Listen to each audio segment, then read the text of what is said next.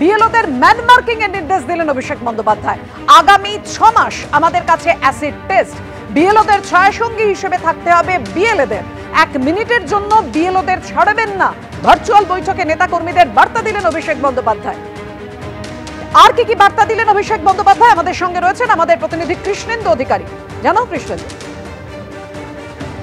দেখো, আজকে তৃণমূলের সর্বভারতীয় সাধারণ সম্পাদক প্রায় 18,000 দলীয় স্তরের যারা নেতা আছেন, সে সাংসদ থেকে পঞ্চায়েত সদস্য, তাদের সঙ্গে ভার্চুয়ালি বৈঠক করেন এবং সেখানে তিনি স্পষ্ট করে দিয়েছেন যে 4 তারিখ থেকে, আগামীকাল থেকে যেমন ট্রেনিং শুরু হচ্ছে, 4 তারিখ থেকে বিএলওরা বাড়ি বাড়ি যাবেন ফর্ম নিয়ে। সেই বাড়ি বাড়ি যাওয়ার সময় BLA 2 অর্থাৎ তৃণমূলের কর্মী যারা BLA 2 হয়ে আছেন তাদের প্রত্যেককে তাদের কাছে সঙ্গে থাকতে হবে।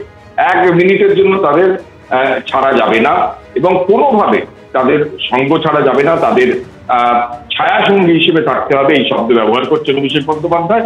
বাড়তি নজরদারি দিতে হবে এবং কোনো রকম অনৈতিক কাজকর্ম করলে তো একদম সঙ্গে সঙ্গে সেই নজরদারি বাড়াতে হবে। এবং বিএলওদের কার্যত ম্যান মার্কিং এর নির্দেশ দিয়েছেন অভিষেক বন্দ্যোপাধ্যায়। এবং পাশাপাশি এই যে ভোটার তালিকা সংশোধন বা নতুন নাম তোলা বা বাদ দেওয়া, এই গোটা প্রক্রিয়াটা 1 মাস ধরে চলবে এবং গোটা প্রক্রিয়া চলাকালীন গোটা রাজ্য জুড়ে ক্যাম্প তৈরির নির্দেশ দেওয়া হয়েছে দলীয় স্তরে। 6,200টি ক্যাম্প তৈরি করবে তৃণমূল এবং 3,345টি পঞ্চায়েত স্তরে, 2,861টা ওয়ার্ডে এই ক্যাম্প তৈরি হবে সকাল 9টা থেকে 5টা পর্যন্ত। এবং তাৎপর্যপূর্ণভাবে অভিষেক বন্দ্যোপাধ্যায় বার্তা দিয়েছেন এবং সেই ক্যাম্পে যদি বিজেপি বা সিপিএম বা কংগ্রেস বা অন্য কোনো দলের কর্মীরা বা তাদের সমর্থকরা যদি সাহায্য চান, তাদেরও সাহায্য করতে হবে এবং এটা বোঝাতে হবে যে মানুষের সাহায্য করতে তৃণমূলই একমাত্র বদ্ধপরিকর। এবং গোটা বিষয়ে যে গতকাল যে সাংবাদিক বৈঠক করেছিল তৃণমূল নেতৃত্ব, সেখানে দেখানো হয়েছিল 2002-এর যে ভোটার তালিকা এবং তার সঙ্গে আপলোডেড ভোটার তালিকায় একটা গরমিল দেখা যাচ্ছে। অভিষেক বন্দ্যোপাধ্যায় জানিয়েছেন সেই গরমিল যদি কোথাও চোখে পড়ে সেই গোটা বিষয়টা রাজ্য নেতৃত্বকে জানাতে, কারণ তৃণমূলের স্তর থেকে চিন্তা ভাবনা করা হচ্ছে গোটা বিষয়টা, এই গরমিলের বিষয়টা নিয়ে আদালতে যাওয়ার এবং পাশাপাশি রাস্তায় নেমে গোটা বিষয়টার মোকাবিলা করা। অভিষেক বন্দ্যোপাধ্যায় আজকের বৈঠকের শুরুতেই তিনি বলেন যে গোটা বিষয়টায় একটা বিজেপি একটা প্ল্যান করে চক্রান্ত করে এই SIR করছে এবং যাতে বিজেপিকে সুবিধে করে দেওয়া যায়, তৃণমূলকে দুর্বল করে দেওয়া যায় এবং বিএলওদের উপর চাপও তৈরি করা হচ্ছে, এমনটা অভিযোগ অভিষেক বন্দ্যোপাধ্যায় করেছেন। পাশাপাশি দলীয় নেতৃত্বকেও সেই বিএলওদের যখন বাড়ি বাড়ি যাবেন তারা ফর্ম নিয়ে, সেই ফর্ম ফিল আপ করতে যাতে 100% ফর্ম ফিল আপ হয় সেই ব্যাপারটায় সহায়তা করতে দলের কর্মীদের নির্দিষ্ট করে BLA 2-দের একদম নির্দেশ দিয়ে দেওয়া হয়েছে। এবং শুধু তাই নয়, রাজ্য মানে ERO এবং AERO তাদের সঙ্গে কোঅর্ডিনেশনের জন্য যারা রোল সুপারভাইজার দলের তরফ থেকে তাদেরও দায়িত্ব দেওয়া হয়েছে।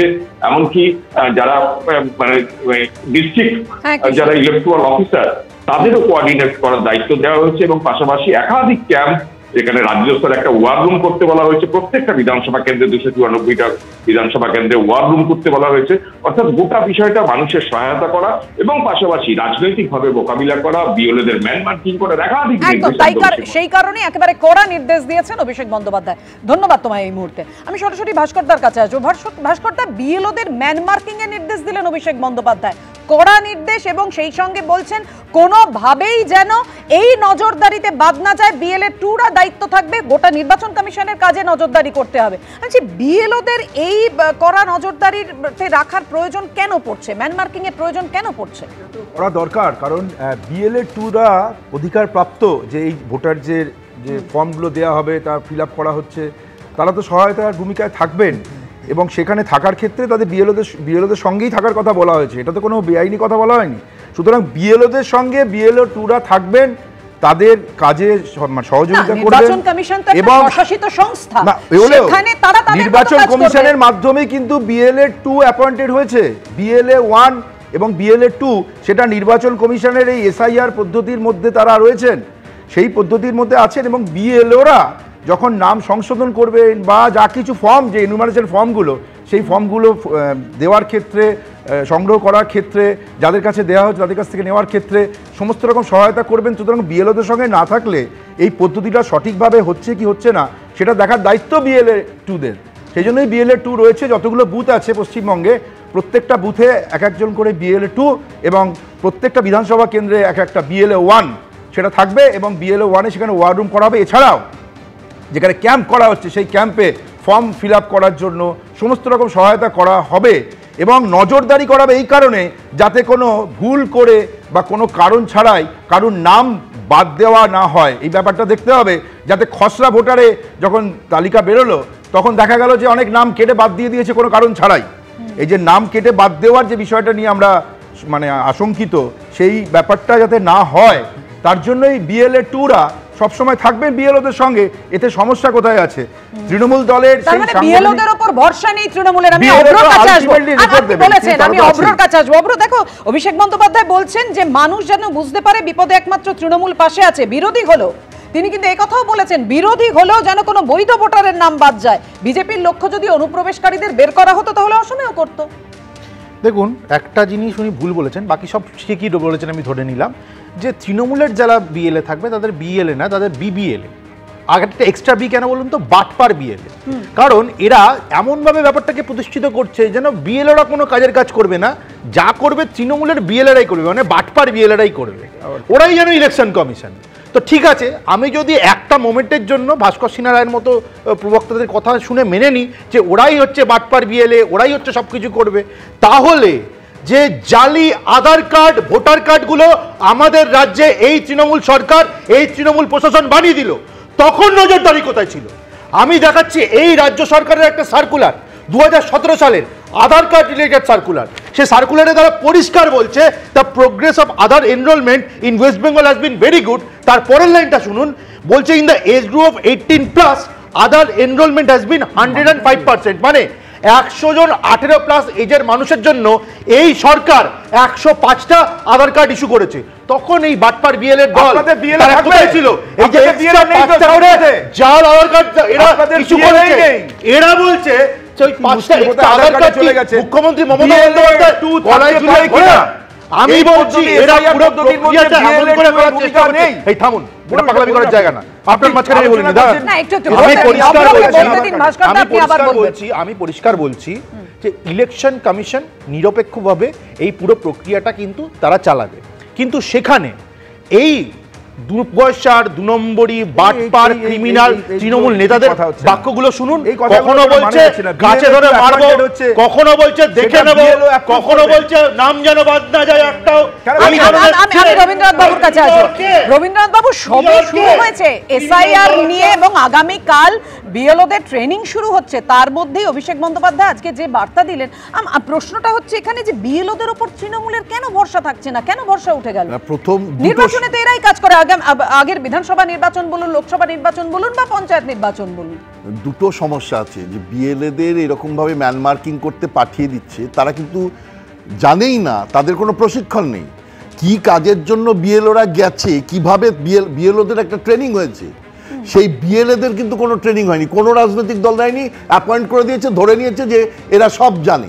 এখন এই সব জানতা লোকেরা যখন গিয়ে BLO তার প্রশিক্ষিত অবস্থা থেকে কোনো কথা বলবে, সঙ্গে সঙ্গে তারা আপত্তি জানাতে শুরু করবে। এবং সেই জন্য এদের প্রথম নম্বর উচিত যে অভিষেক বন্দ্যোপাধ্যায় যেমন আজকে মিটিং করলেন, ভার্চুয়াল একটা ট্রেনিং দেওয়া দরকার ছিল। আরে বিয়ে একটা ট্রেনিং এর দরকার, বিয়ে কোথায় কত নম্বর ফর্ম, কোথায় রাজনৈতিক কর্মী মানে সবকিছু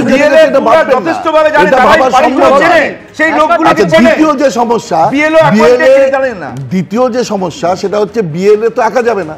BLOর সঙ্গে BLA যদি একা যেত, ইলেকশন কমিশন বারবারই বলছে যে BLA যাবেন, প্রত্যেক পার্টিরই BLA তার সঙ্গে যাক। এখন BLAরা যখনই যাবে তৃণমূলের BLA, আমি ধরে নিচ্ছি, মানে এটা যদি না হয় খুবই ভালো, কিন্তু ঘটনা হবে 5 জনকে সঙ্গে নিয়ে চলে যাবে, এবং 5 জনকে সঙ্গে নিয়ে যাওয়া মানে BLO আরো বেশি ভয়ে চলে যাবে। এবং হ্যাঁ, কাজটা তো সহজ হবে, তাকে হুমকি দেওয়াটাও সহজ হবে। এই পরিবেশে দাঁড়িয়ে কিন্তু BLOদের কাজ করাটা খুব মুশকিল হয়ে দাঁড়াবে, কারণ এক, BLAগুলোর প্রশিক্ষণ নেই, ট্রেনিং নেই, তারা জানে না কি করতে হবে, এবং 2, তার সঙ্গে BLAদের সঙ্গে একটা ওই অপ্রশিক্ষিত আর একটা বাহিনী আছে যারা কিছুই জানে, ওই করতে যাচ্ছে, এবং এর মধ্যে দিয়ে একটা সাংঘাতিক জায়গায় গিয়ে দাঁড়াবে। BLOরা যা কাজ করতে যাবে ওরা বলবে এটা ঠিক না। অর্থাৎ যে কোনো অবৈধ ভোটার মানে যোগ্য ভোটার নয়, যে ডেড, যে পার্মানেন্টলি ডেড, এইরকম ভোটারের নাম বাদ দিতে গেলেও সে চেঁচামেচি করতে শুরু করবে, এবং এটা একটা সাংঘাতিক জায়গায় যাবে বলে আমার একটা ধারণা হচ্ছে। এই যে রবীন্দ্রনাথ বাবু বলছেন বিএলওরা যদি একটা নাম নিয়ে সন্দেহ প্রকাশ করেন তাহলে সেখানে বিএলএ টুর আপত্তি তুলবে, অর্থাৎ দুজনের মধ্যে তো সংঘাত বাঁধিয়ে দেওয়ার পরিস্থিতি তৈরি হতে যাচ্ছে। সৈকত, একদমই এই রাজ্যে এই এসআইআর কে কেন্দ্র করে তৃণমূল কংগ্রেস এবং বিজেপি উভয়ই বিএলওদের জীবন এবং তাদের যে জীবিকা সবটাকেই একটা দাঁওতে লাগিয়ে দিচ্ছেন। আমি বলছি তৃণমূলের কালীঘাটের জ্বালা উঠছে, তার কারণ হচ্ছে প্রথম যদি কোনো নাম বাদ যায় তাহলে কেয়ার অফ কালীঘাট প্রশান্ত কিশোরের নাম বাদ যাবে। ভুয়ো ভোটার যাদের ছাপ্পা ভোটে 105% ভোট ফেলেছিল তৃণমূল একের পর এক নির্বাচনে, তাদের ভোটের মার্জিন কমে যাবে। কিন্তু মুশকিল হচ্ছে দলীয় ভার্চুয়াল মিটিং, এই বিএলও বিএলএ এই যে দুটো শব্দ বারবার মিডিয়াতে আসছে, বিএলওদের ট্রেনিং দেওয়ার কথা কার? নির্বাচন কমিশনের, প্রশাসনের। সেই ট্রেনিং কেন হয়নি? বিএলএদের আজকে ট্রেনিং দেওয়ার কথা অভিষেক বন্দ্যোপাধ্যায় বলছেন। আজকে দুপুরবেলা নরেন্দ্রনাথ চক্রবর্তী পশ্চিম বর্ধমানের তৃণমূলের নেতা, তিনি নোটিফিকেশন জারি করছেন কোথায় হবে তৃণমূলের ভার্চুয়াল মিটিং, না কাকসা বিডিও অফিসে হবে, কোথায়? বারাবণীর বিডিও অফিসে। আচ্ছা আপনি বলুন, বারাবণীর BDO office, Kaksa BDO office, সেটা তৃণমূলের পার্টি অফিসে পরিণত হলো, সেখানে ভাইপো বসে মিটিং করবে, আর তারপর বিএলওরা সিদ্ধারা সোজা রেখে সৎভাবে কোনো কাজ করতে পারবে? তাদের জীবনে ঝুঁকি নেই। এক, দুই, এই আসল সহজ কথাটা তৃণমূলও বলতে চাইছে না, বিজেপিও বলতে চাইছে না। মৃত ভোটার বাদ দিতে গেলে কেন এত জ্বালা? আসলে তৃণমূল অভিষেক বন্দ্যোপাধ্যায় ঠিক যেমন 100 দিনের কাজের টাকা আদায়ের উদ্দেশ্য ছিল না, ঠিক তেমনই এই রাজ্যে এসআইআরে বৈধ ভোটারের নাম বাদ দেওয়াটা আসল আটকানোটা তৃণমূলের উদ্দেশ্য না। আসল উদ্দেশ্য হচ্ছে বিজেপি তৃণমূলের বাইনারি তৈরি করা এসআইআর এর মাঝখানে। প্রতিবন্ধী মানুষ, পরিযায়ী মানুষ, প্রান্তিক মানুষ, তাদের জন্য বিশেষ সহায়তা ক্যাম্প কেন হবে না? কেন অপ্রস্তুত অবস্থায় নির্বাচন কমিশন পুরো সিস্টেম, প্রশাসনিক সিস্টেমটাকে এসআইআর এ ইনভলভ করে দেবে? এই যে আতঙ্ক তৈরি করবার পরিবেশ, তার মধ্য দিয়ে তৃণমূল যেমন বিজেপি বিরোধিতার ন্যারেটিভ সেট করে ভোট বৈতরণী পার করতে চাইছে, তেমন বিজেপি পার্টিকুলারলি গরিব, প্রান্তিক, দরিদ্র হিন্দুদের জীবনকে বিপন্ন করে তুলছে। বাজে কথা বলে যাচ্ছেন। অর্থাৎ সৈকত বলতে চাইছেন যে পুরোটাই হচ্ছে প্ল্যানিং এবং তৃণমূল বিজেপির মধ্যে সেটিং, যেটা শুরু থেকেই হয়ে আসছে।